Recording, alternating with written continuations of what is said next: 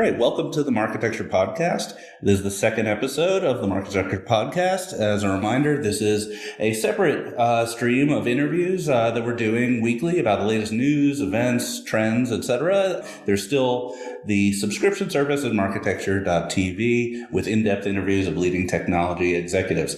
So today I'm joined by Franchi, the general manager of Paparo Ventures, and my old friend Tony Katsur, the CEO of the IAB Tech Lab. So thanks, guys, for being here. Thanks, Harry. Good to see you again. Good to see you as well, Eric. You too.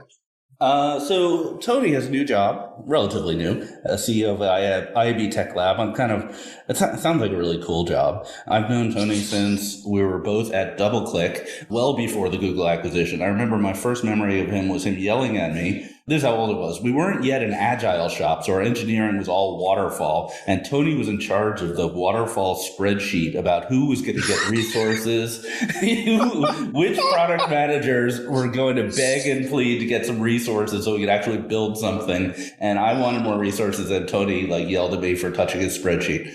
That's my earliest memory. Oh my God. That's incredible. I've just been introduced to the industry as an ogre. Well, for those of you, this is an audio-only podcast, and for those of you who don't know Tony, he more or less looks like the Mountain from Game of Thrones. He's a bit of a intimidating figure. Oh, I'm a lover, not a fighter. Are you regretting joining this podcast yet? Yeah, I'm about to. All right, so let's talk exciting stuff. So what does it mean to be the CEO of the IAB Tech Lab? It means you sleep well on Friday nights. No, to be the CEO of the IAB Tech Lab, the big reason I took the job for really 3 or 4 major reasons. One was it was a nice blend of just engineering and product background. And then throughout my career, I moved over to the business side of our industry. So it was this kind of nexus of just business acumen and my tech and product background. And then the other reasons were, look, the industry is facing big challenges. Some would say existential crises in areas of privacy, identity. I do think we have finally entered the year of mobile. That was a joke. But no, I mean, advanced TV. I mean, with advanced TV and the migration of billions of dollars from traditional linear TV into connected television is, I think, a massive opportunity for digital advertising. And really ongoing issues in the areas of supply chain security, fraud. There's just all these kind of watershed moments that are occurring simultaneously. If I think of the industry over the past 25 years, I think there have been 2 watershed moments. One was the invention of the ad server.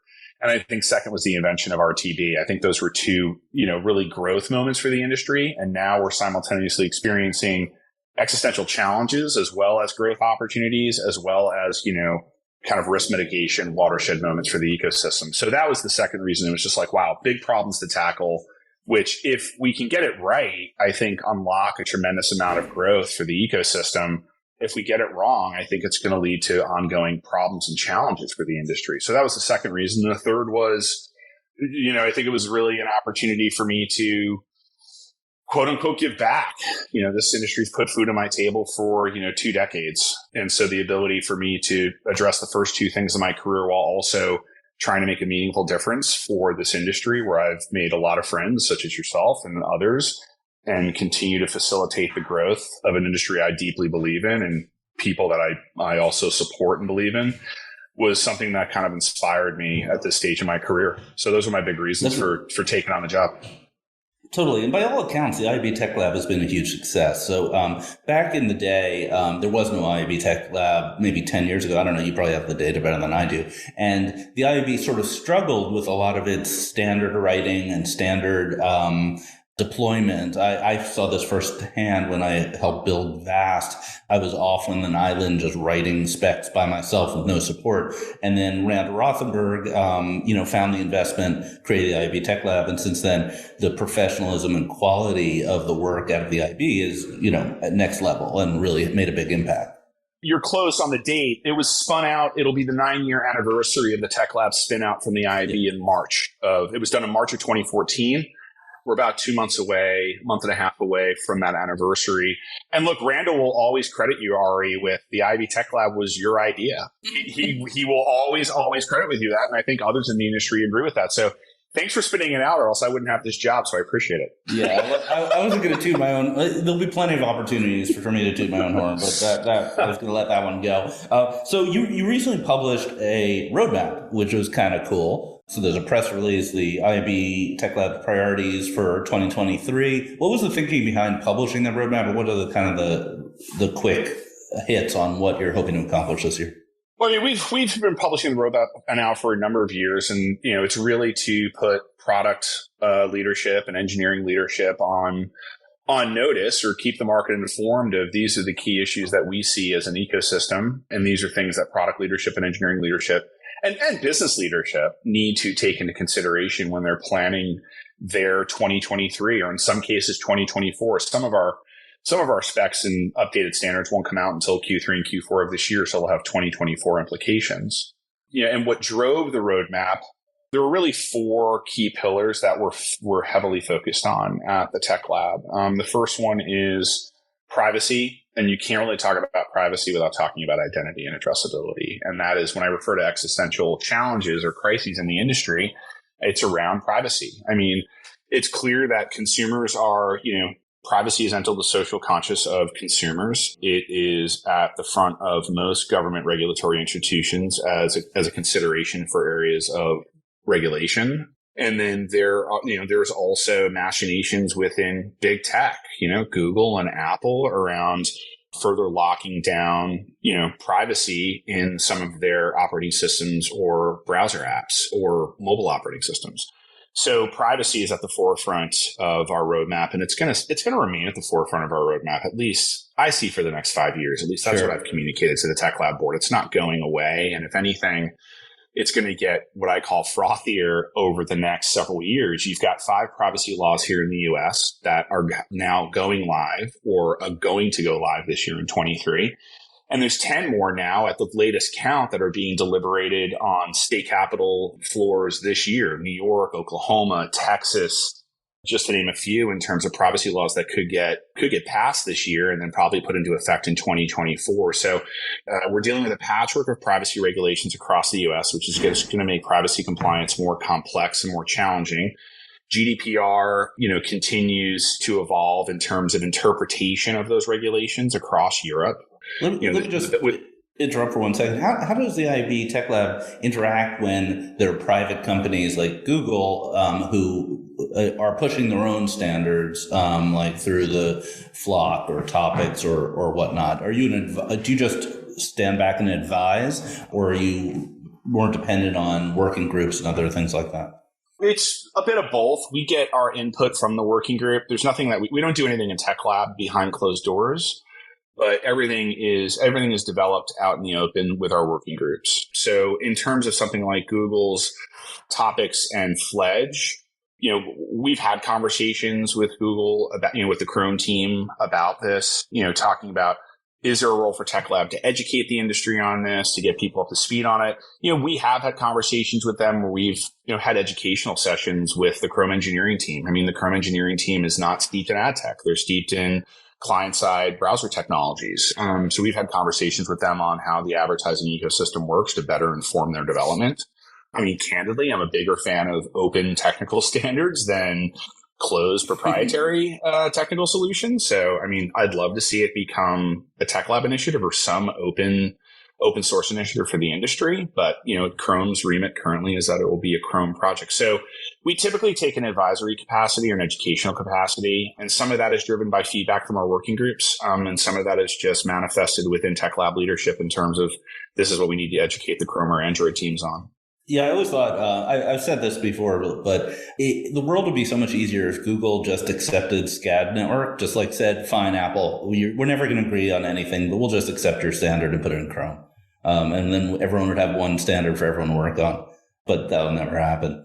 Eric, I kind of want to ask you, it seems to me like as the IAB or as the industry adopts a new standard, it opens up opportunity. You think about VAST and the ability for ad networks to get their tags in video players or pre-bid. So how does any insights from your portfolio or from what you're seeing in the marketplace? Yeah, absolutely. And I think they map quite well for the most part to, these areas of priorities that are on the press release, right? there's companies that are focused on identity and, compliance. They're doing quite well. I think we've seen an uptick over the course of the past 6 months or so on companies focused a little bit more on the compliance side, right? Because it seems like the identity winners, so to speak, right? And that's, winners, plural, are emerging. So then it's like, how, do you help marketers on the compliance side? CTV, advanced TV, the obvious areas of growth and opportunity, not much more to be stated there, as is the retail and commerce media side. The one that's, been a bit of a sleeper, I'm leaning into more, I'm fascinated with. And, my question for Tony is a little bit of just like, hey, you laid out, you mentioned of the ad server, the invention of, RTB. My big question for you, and we can table this until later, is like, what do you think the next big one is? This move towards sustainability is pretty big. And there's, or at least a handful of companies that are, doing some interesting things. So yeah, I think they map quite well to, what the, sort of like roadmap is. Is the IAB doing anything on sustainability? Sorry to interrupt. Yeah, it's a priority. You got to read the press release, sorry. We are going to be announcing at ALM, and we do have press teed up for next week on the Tech Lab Green Roadmap. And the way we see our role there is Tech Lab's role is to manifest data and telemetry for the industry to put to use in either a private company fashion, like things like the Transparency Center, right? Like, how do we manifest telemetry around what standards are in use, ads.txt versus sellers.json, synergy, like, how far off is someone's ads.txt versus their sellers.json file? So manifesting raw data to the industry to then put to use for things like green supply path optimization, better ad operational best practices for, greener media. So that's Tech Lab's role, and that's going to be the roadmap that we're going to announce next week. We're working with AdNet Zero on this. We're working with Scope 3 and Impact Plus on just like, what is the data the industry we need to surface to the industry for the industry then to start commercializing green initiatives or productizing green initiatives across the ecosystem. Quick editorial note, which is there's a full video of my interview with Brian O'Kelly from Scope 3 that is free with login. You don't need to be a Marketecture subscriber, so check that out. Sorry, now back to our regular scheduled programming. Yeah, on the green stuff, and we can move off of this from here, because there's a bunch of stuff we want to get into.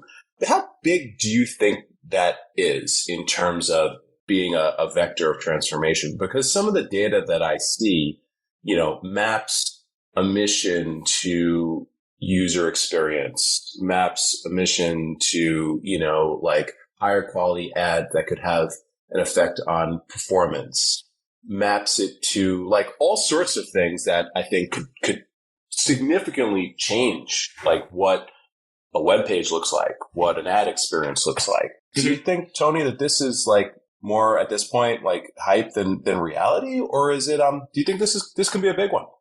I don't think it's so much hype. I think I would say we're somewhat early in the green curve, but I see a lot of parallels with privacy in terms of this is coming, right? Like, the privacy wave has been coming for years. I think the green wave is coming. And if you look at it in terms of just consumer sentiment, like more consumers are sensitive to how carbon friendly their brands are. And that is somewhat generational. Like, my mom's not about to switch brands based on some brand's green footprint, but younger generations, perhaps Gen X and millennials and Gen Zs, are much more sensitive to how green their brands are. So brands are becoming more attuned to it and sensitive to it. So there's this general kind of social inertia that's building, much like privacy, where consumers are saying, look, I'm concerned about my privacy. And now they're like, I'm concerned about how green my brands are that I use. That's number one.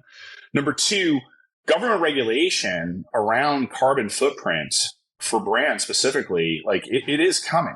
The SEC is starting to mandate reporting carbon in your quarterly and annual filings moving forward. Like, there will be regulation around that. So again, like privacy, there's kind of this inertia building around certain areas of green. Like, does it happen overnight? No, but the issues we're facing around privacy didn't happen overnight too. That manifested over, a fairly long period of time. And I see a lot of parallels with what's happening in green is very similar to privacy. So I do think it's going to be a big issue that we My preference is for Tech Lab to get ahead of these things. I think there's some things, frankly, historically Tech Lab may have been behind the ball on. My preference is to get ahead of these things, even if we publish standards or frameworks that are not heavily used this year, but if they're there and available and can be augmented in the future quickly, available to the ecosystem, I think it allows us to get ahead of what's going to happen. I have an additional take on this, which is the problem in ad tech has often been a tragedy of the commons problem, which is adding more ad tech always could generate another penny for every publisher. So having 10 SSPs in your header versus 11 versus 12, there's effectively no cost to the publisher, and they would make another penny or another dime on CPM. Just a line of JavaScript, baby.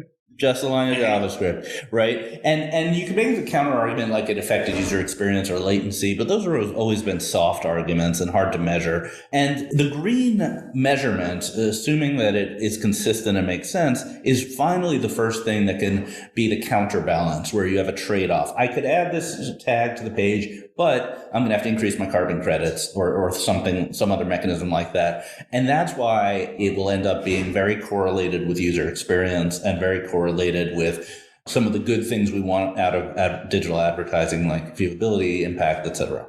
To that point, Ari, just to put an exclamation point on that, I think green is going to move the needle around supply path optimization more than fraud. I agree. Supply path optimization is a very obvious low-hanging fruit for green. And I asked O'Kelly about this when I interviewed him, and I asked him, isn't this just going to mean simpler paths, simpler advertising? I mean, isn't that the end goal? And he said he pretty much agreed with that. So let's do a news roundup. We're going to cover kind of some of the stories that came out this week in the ad tech, martech world. Started with yesterday's announcement. So PwC put out their second report about the ad tech supply chain. So for those of you who remember, they published a report, I want to say 2 years ago, with the scary headline that 15% of the ad spend was unaccounted for. And so the methodology here was that they took, log files from media buyers from the buy side through the SSPs to the publishers and tried to account for every dollar that went through. It was actually British, so every pence, every pound. And it was hard. I mean, probably a lot of people listening to this podcast have actually tried exercises like this in the past. I have personally. I've done this. And it is hard. But anyway, the only thing anyone remembers about that study was this headline, 15% missing, the unaccounted for. They couldn't find it. It just disappeared into the ether. So they're out with a new study, a repeat of that study, that says that only 3% in the new study was missing. And that second point was that 65% of every dollar from buyers goes to publishers. So the inverse of that is I hate to use the phrase, the ad tech tax. They're claiming a 35% take of all the intermediaries. I have a lot of opinions about this. I think what we're on display is methodology problems more than any sort of trend or progress that you could read into these reports. But I'll let you guys get it by the apple first. Eric, you look like you have some opinions. I think there was coverage a couple of places. The one you sent to us was the Adweek article. I'd recommend folks just kind of do a quick search or check the show notes for it. It was quite dense in terms of just breaking down the methodology and how this could be just, kind of chalked up to methodology. And I think you have a good point there. But, it's also kind of not surprising, right? With the rise of PMP and curated markets and, all of this non-open exchange type of buying that we've seen over the course of the past few years, that can account for a 10% change, a 10% swing, a 10% delta right there. So, on the one hand, it wasn't surprising, on the ad tech tax side, and I'm sure you both can weigh in on that. It's such a annoying name, right? It is so annoying. None of this stuff is going to work without all of the technologies that, allow for serving and targeting and measurement and so on and so forth. So if, this ad tech tax did not exist, the amount of money that would go to publishers would be much lower, right? You guys can rant about that. So, it seemed to be, interesting. It was 1 million impressions, could be a bit of a nothing burger, but yeah. I don't know. Let you guys talk about it. I'm going to rant about the ad tech tax for 1 minute. Okay. Because I was about to rant about it. First of all, Yes. People are voluntarily choosing what vendors to use. No one has a gun to their head saying you must put a verification tag on every impression and pay us 10 cents. No, it's voluntary. I never knew of any tax that was voluntary in the history of the world. Secondly, the counter positive, which is if you were not paying this tax, you're assuming that same dollar would flow to the same place, which is absolutely not true. Like the fact is, the media is flowing because of the technology, and this world that these naive people live in where they think the old way of buying media with steaks and martinis would work in digital has just been proven wrong a million times. And lastly, why? It's like, I'm using an Apple computer right now. Am I paying the Apple tax? No, I'm choosing to pay for something that's valuable. I like my laptop. It's not a tax. And this is no different. So that's my little rant. And how many vendors, are responsible for everything that goes into your MacBook, your car, the banana that you buy from Whole Foods? Like, there's actually an ad tech tax for bananas that I saw once. If you do a Google image search, I forget exactly what, but it's basically like, a banana costs 49 cents, 10 cents goes to the farmer, but then it's like a walkthrough of like everything that needs to happen and, all of the necessary services for you to ultimately enjoy this banana in your kitchen. It's how business works. I'll stop. Go ahead. It's all the supply chain, not a tax. Yeah. Yeah, I mean, the ad tech tax drives me absolutely batshit bonkers because let's compare it to two industries. I'll start with the one that everyone loves to compare our industry to, the financial markets, right? Mm-hmm. I will share a simple fact with everyone listening to this podcast and the ecosystem around the world. In a single day, our industry processes more transactions than all of the major financial indices combined in a month. And I could easily argue that every transaction that is processed in the digital advertising ecosystem is vastly more complex than what is processed in the financial markets. You were talking massive investments in processing power, data science, user experience, data storage. I mean, these are heavy, heavy costs for one of the most complex transactions that occurs in real time on the planet at a volume that is unparalleled. Unparalleled. 35 cents in the dollar to go to arguably one of the most complex infrastructures on the planet, one of the most advanced infrastructures on the planet, I think is not a lot to pay to power billions of dollars of transactions a month. That's number one. Let's compare it to the automotive industry and the automotive supply chain. Thousands of vendors go into your car. It's not just Ford or GM. Like, they work with thousands of partners in the supply chain to build your car. Right? And everyone charges for those parts. So if you broke down the automotive industry, I mean, what am I doing? Am I paying the battery tax for my truck? Am I paying the seatbelt tax for my truck? Like, it's kind of a ridiculous statement to say that there's this ad tech tax. And I think, are there probably some efficiencies that will be recognized over the next several years? Sure. But I mean, are you going to get this down to 10%? No. I just don't see it happening. Okay, we've beaten that horse to death. I will just make one technical note because I think a lot of our listeners are really in the weeds and like the tech stuff. One of the reasons why these studies are hard to do is because Google has this interesting policy where they give all the power to their publishers as to whether to disclose log files or not.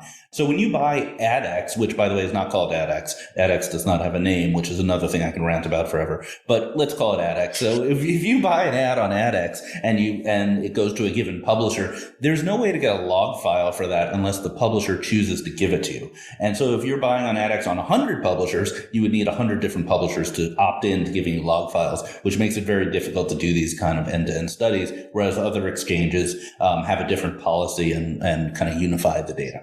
Well, let's move on from this. Other news. So Twitter, which is everyone's favorite topic, but a little bit outside of our realm of ad tech, but it's fun to talk about. They are having a 2-for-1 special. So they announced that that if they're matching ad spend for large advertisers who come back to Twitter. I think they're matching up to $250,000, so double the impact of your spend. Is this a good idea or desperation? So there's, I think, two things here. Number one, as a sales tactic, I think this is good. They lost a bunch of advertisers, having some sort of no-brainer enticement to bring them back, I think makes sense. Number one. Number two, I've got, just like with my background, I've got experience with promotions and stuff like that. So it's a really effective sales tactic and often leads to folks just kind of coming back and staying, particularly if it's tied to trying out a new product for the first time, give them some experience there. So I think it's good. I don't know if Elon has hired, a new sort of head of product marketing or sales or something like that. But, as a tactic, I'm a believer. I think the other side of this, though, perhaps this should have been tabled until they, really change the ad product. Right. So it's like, ultimately Twitter needs a product to serve, the performance-based marketers that make up the backbone of Facebook and Instagram and AdSense. Right. So like, I don't think this product is a DR product where, whoa, I'm going to see great results and I'm going to start pouring money into Twitter, number one. Or number two, even on the brand side, is this some sort of like interesting, impactful, like video product that, allows a marketer to capitalize on the moment? I don't think so. Just sort of like coming back to Twitter and testing it out. So tactically, I'm a fan, but I would love to see more innovation around product. And I think if you would combine the two, then I think you got something. Yeah, Twitter has said publicly that I think I may have the number exact wrong, but it's order of magnitude 80% of their advertising is brand, which is very different from their cohorts, Meta and others. And I think that speaks to the fact that their data asset is weak, their ad creative is weak, and their ad tech is weak. So it's not a great combination. I'm just picturing, we've all been in ad tech for a long time. How bad is the fall off from the week before Christmas to the first week of January? It is brutal. Like you could vomit. Oh, it's a cliff. Your numbers. I'm just picturing that Elon doesn't know that.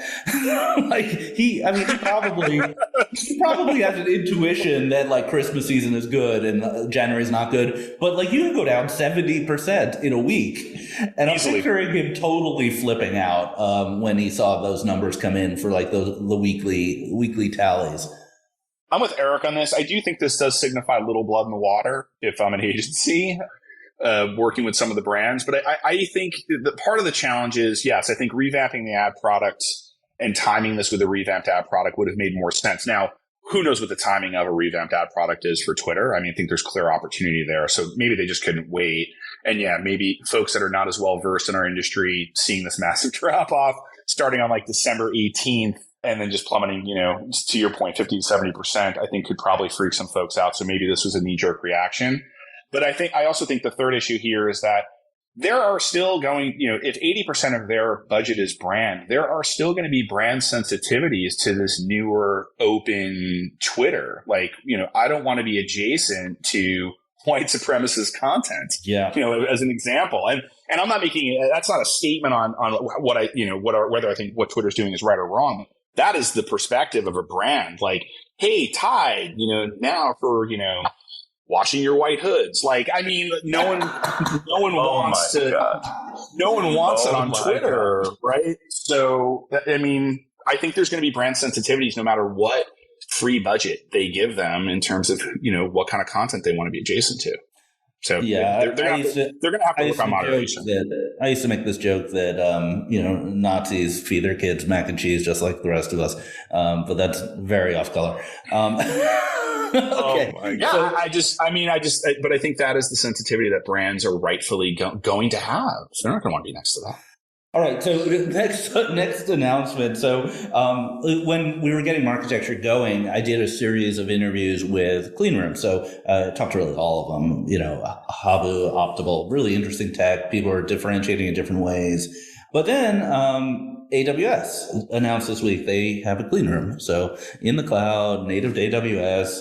And it really brings up this question that's always been around that sector, which is it a sector or is it a feature? Is it something, because Snowflake has been investing in clean room like technologies for some time as well. I kind of open it to you guys. What do you guys think? Is there a future for clean room as a company? Or maybe there's a good one for Eric since you're an investor, or is clean room just an add-on feature to a database? It's the right question, and I think one that's continuing to unfold. It goes to what is the use case, right? Where are marketers and, like all constituents going to see value out of this, right? So if the value is going to be in analysis, measurement, insights, attribution, all of that stuff, then clean rooms are a category. If it is going to be, used as a catalyst to activate, i.e. run ads, then it's probably more of a feature. And, those companies like, AWS and GCP that are doing this and that are, easily connecting to, sort of like a scaled ads product, they're probably going to win. So I think it maps to what's the use case. And I don't know if the use case is quite clear yet, but certainly I think, to the extent that analysis and insights and measurement are foundational use case, it becomes, a category with a couple of winners. Yeah, on activation, It's interesting. So in my interviews, I was always asking about activation because in my head, before I did these interviews, I thought activation was the use case. And by activation, what we mean is publisher knows a couple of users, advertiser knows a couple of users, they ask their emails and they match. And all the vendors really de-emphasize activation probably because it has the obvious problem of scale. You only match a small amount. And they were all talking the analytics, but I don't know what the reality is. Sorry, I interrupted you, Tony. What's your take?